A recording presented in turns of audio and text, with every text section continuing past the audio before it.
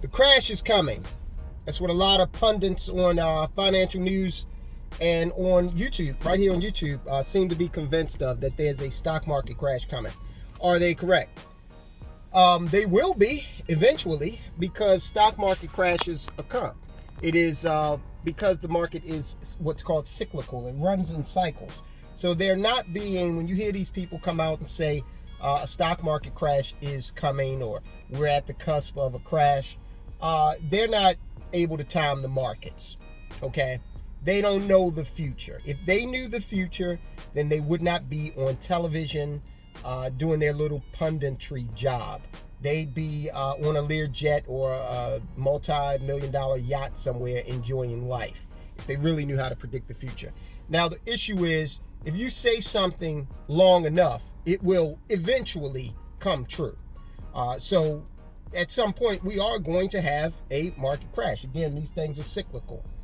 But what should you do to prepare for a market crash? Well, let's talk about it. Number one, what you need to do is you need to take a look at your investment strategy, and you need to see if you are fit for the long run. And what I mean by that is, if an economic crash occurs and you are a W-2 employee, there is a chance that you may lose your job, depending on what industry you're in. Especially look at what happened last year when the whole thing happened with the pandemic. A lot of people, millions of people, lost their job. So if you've got that opportunity fund that we always talk about, if that opportunity fund, and you may hear some people refer to that as an emergency fund, I refer to it as an opportunity fund, because while it is set up to shield you from unforeseen circumstances like a layoff, I want to change the language. I want to be a lot more positive about it, because there are opportunities that may come up. You might get an opportunity to invest in a business that will make you some money, and you don't want to necessarily take money out of play that's already working for you. Your opportunity fund can be where you source that money to go into that investment.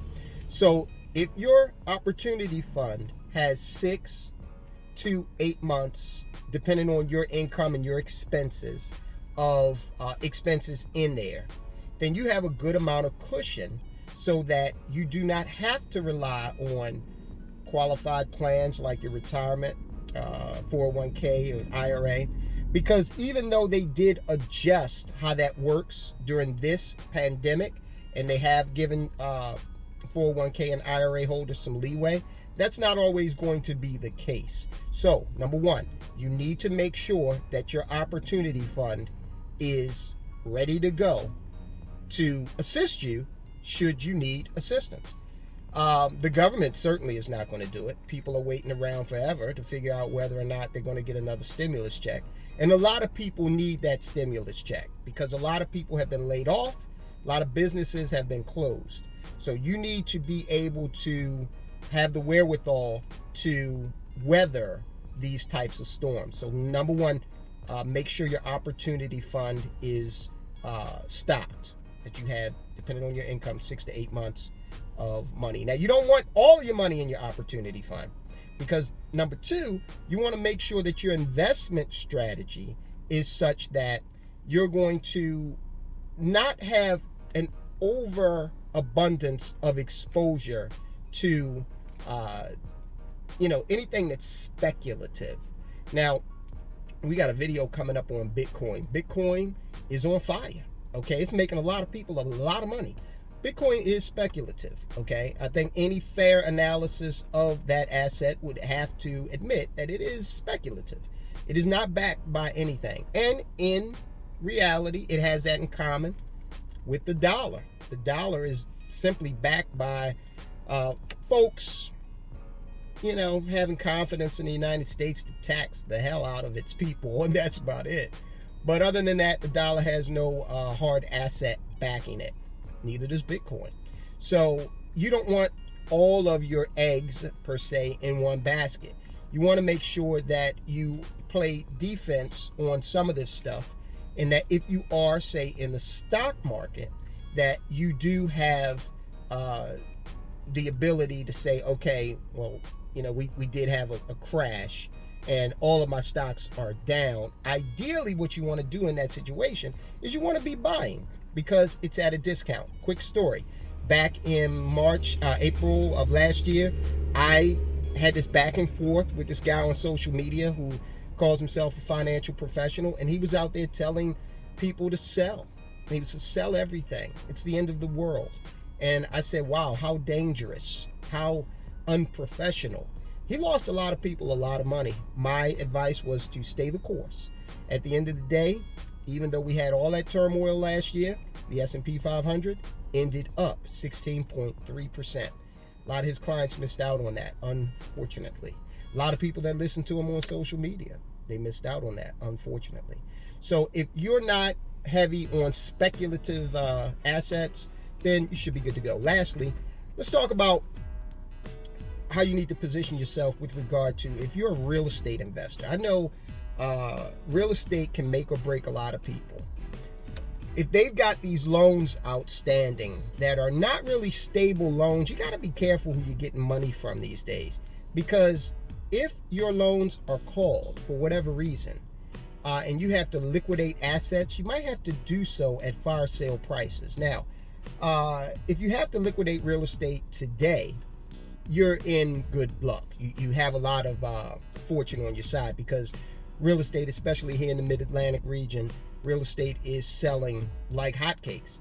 In fact, people are doing crazy things throughout the country. I heard of a case in Texas where someone offered almost $200,000 in excess of the asking price on it's $1 million property, but still that's a 20% premium, and they still didn't get it. Okay, so we got a little bit of irrational exuberance out there in that real estate market right now. You got to watch out for that.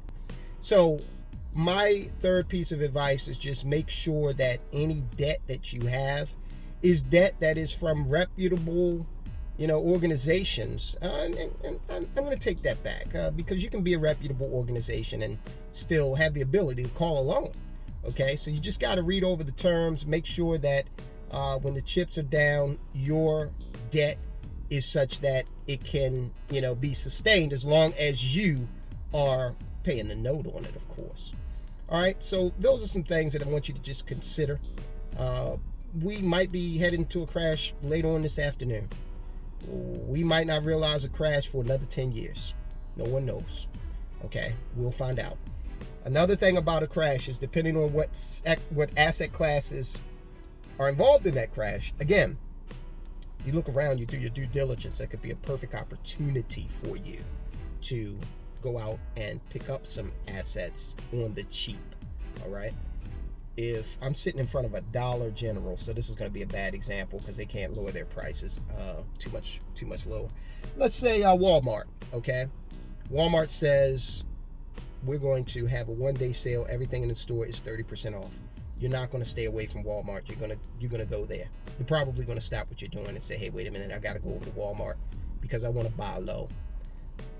Unfortunately, people don't have that same psychology when it comes to assets. A lot of people, stock market, for example, have to buy at the top of the market and then brag about it. Don't be that guy. Talk to you soon.